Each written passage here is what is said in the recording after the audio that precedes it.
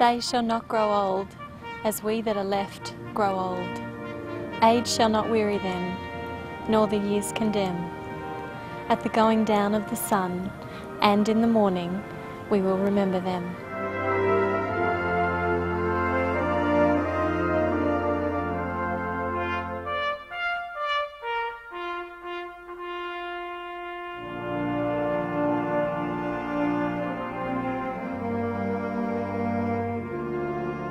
I went up to New Guinea just before the Kokoda battle started for the Kokoda Trail, and we were the unit at the end of the Kokoda Trail that received all the casualties, and so we treated shocking casualties that came in from the Kokoda Trail. In fact, my mind is blanked out. I remember they were terrible wounds that they had, but my mind can't remember too many details now. It's quite amazing how it's been blanked out. But I had a few tropical diseases, such as malaria, of course, and dengue. We were in Moresby when the Japs were trying to get Moresby as their base so that they could attack Australia. And I was there when they, during 40 air raids, they'd send over 20 or 30 bombers fairly regularly and bomb the place. Through all of that, I could see the hand of the Lord leading, because it gave me amazing training to be in the medical field. And later on I joined a Papua New Guinea administrative unit, they called it ANZAC, and we treated native patients only, and we did a course on tropical medicine, which became very, very useful to me when I later joined the mission, firstly as in charge of a leper colony. We were raided this particular night. They dropped 8 bombs, a stick of bombs, as you know, Dick, and then they came back with one single big bomb, a 500-pounder those days, and we all went into the funk holes. That's the trenches, and I've never heard a better prayer meeting. The best prayer meeting I've ever heard. You never had to nudge anyone and say, look, it's your turn to pray now, mate. They were all praying together. Amazing. And what's more, I believe God heard their prayers, because they were so fair dinkum. Yeah. In spite of their waywardness, I think God heard their prayers, because we had not one casualty, in spite of the fact there were 100 patients and 100 staff, and the bombs were dropped right through the unit. The tents were stripped to shreds, but no one was injured. And so God heard the prayers even of the rough soldier who didn't profess to believe in God. The happiest experience I ever had in the army was when the war closed and we went berserk. I was in charge of a 400-bed hospital. I had a staff of 20 or 30 people, and I had a gun, and we were shooting coconuts, and everyone was so excited that the natives thought the war was on again, and they all ran away. 400 patients. The hardest part was not so much for me, as bad as it was, but it was for my beloved, who was so faithful and didn't see her husband for 2 years. It was very hard on the lady folks. We were busy in the war and doing things that were meaningful, and we had a satisfying experience, but the dear ladies, I take my hat off, because they had the waiting that we didn't have to have. The price that was paid for the freedom that's so bandied around today and not appreciated was high. And it's good for the young people to remember that the freedom they have, the freedom to talk, the freedom to do this, the freedom to travel, and the wonderful government we have, in spite of all the politicians and what we say about them, it's a wonderful country and a wonderful land that we belong to, and its freedom has been paid for in blood. I joined up on the 6th of the 6th, 1940, and I was discharged in the last day of November 1943, a medical wreck. When all the boys were coming home, we were throwing our hats up in the air because it was all over for us. And they made my unit stay behind with the 9th Divvy to fight at El Alamein. I was covered in tropical acne. I had stomach trouble, nervous problems, you name it.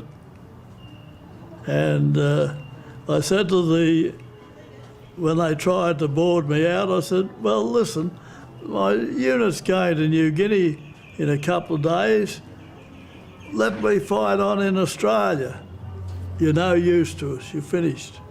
When we came home, we didn't talk to anyone about our experiences. No. A lot of people used to talk about, we'd get down there on ANZAC Day and talk about the war. I've never heard it mentioned. We'd go to our reunions and we would never talk about the war. There was never any one that didn't pull their weight up there, because as soon as we dug the hole, the sooner you got out. And as soon as you got the ammunition out of your trucks, the sooner you got out. Everyone that went and saw any kind of real action never came home the same. No. And they never could.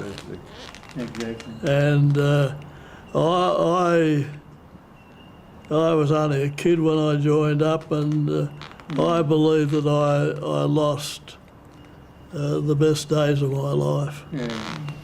One of the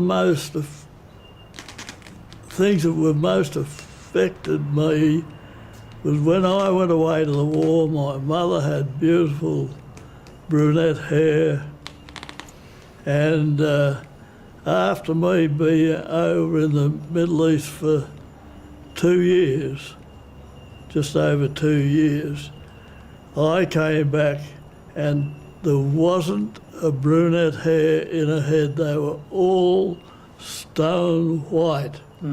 And I just suddenly realised that how hard it must have been on my mother, with me over there worrying about whether I would come home or whether I wouldn't. Yeah.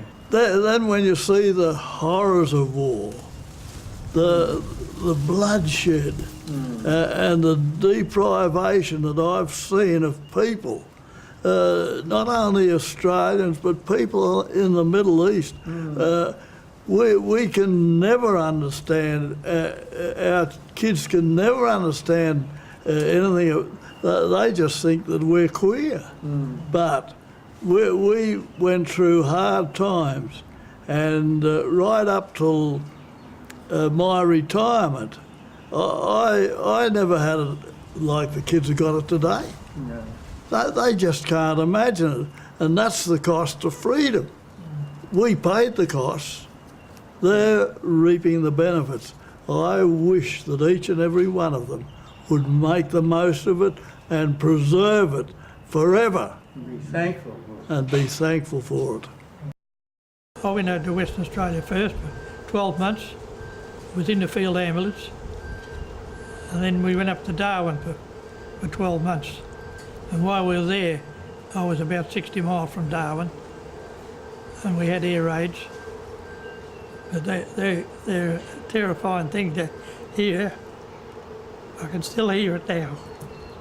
The plane goes over, and then you hear the swish, swish, swish coming down. Bang. When we went to the war, we were only 18, and we were home again before we were sort of 24, yeah, that's right. At the longest time. I had a very comfortable war. I had nothing happen to me in particular that was unpleasant. although I'm inventive enough to think of some. It looked like I was going to spend the war at home.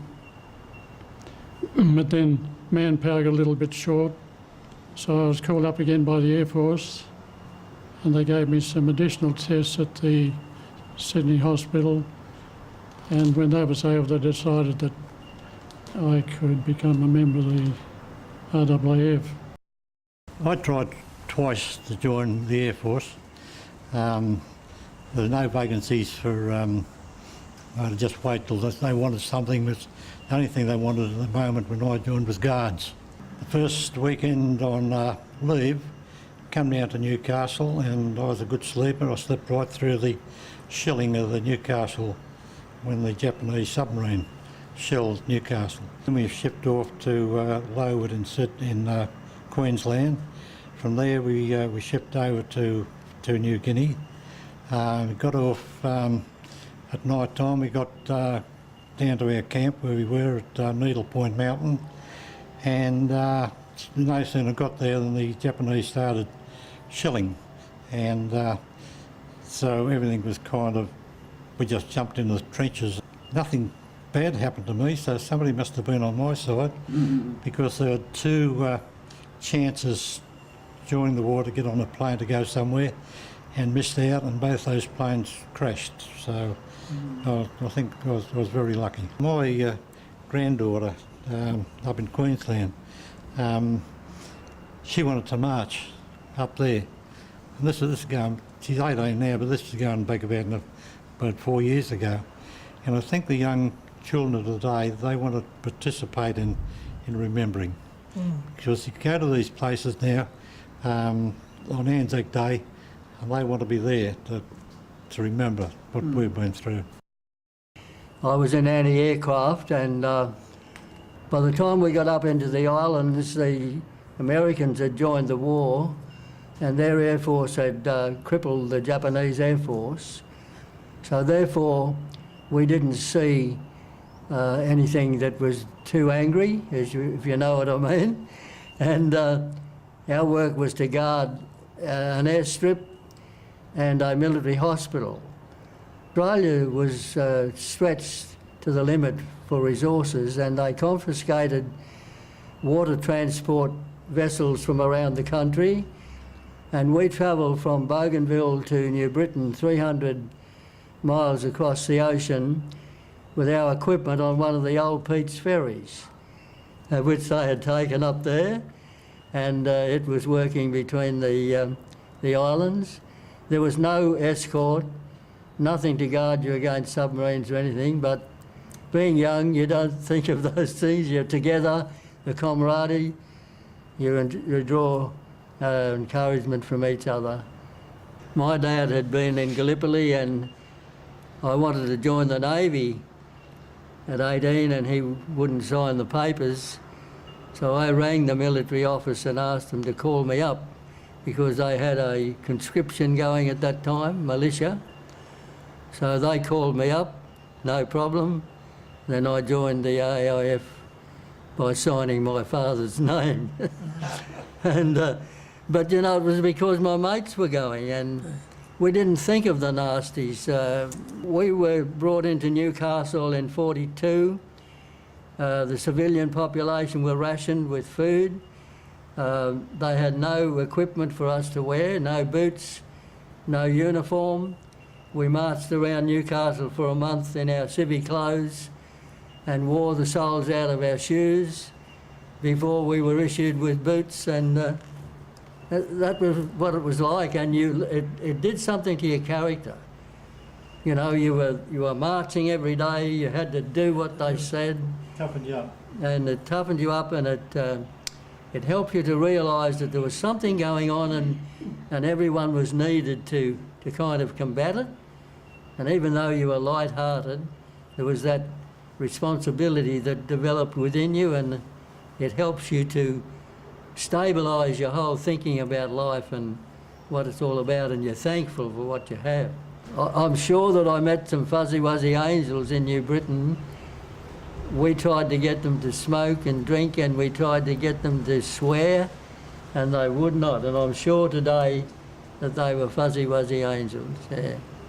what should we say to the young folk?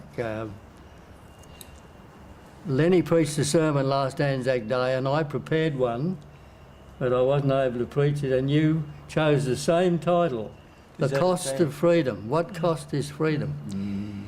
Everyone in this country suffered during the war. Everyone suffered. So young people need to know these things and what it costs earlier generations to preserve what we have today.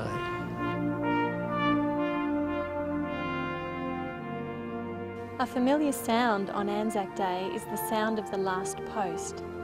And it's only recently I realised there are actually lyrics that go with this haunting sound. Those lyrics go like this: "Come home, come home. The last post is sounding for you to hear.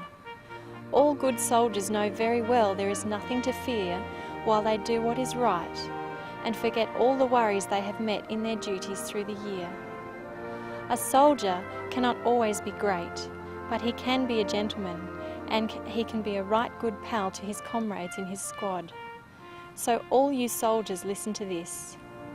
Deal fair by all and you'll never be amiss. Be brave, be just, be honest and true."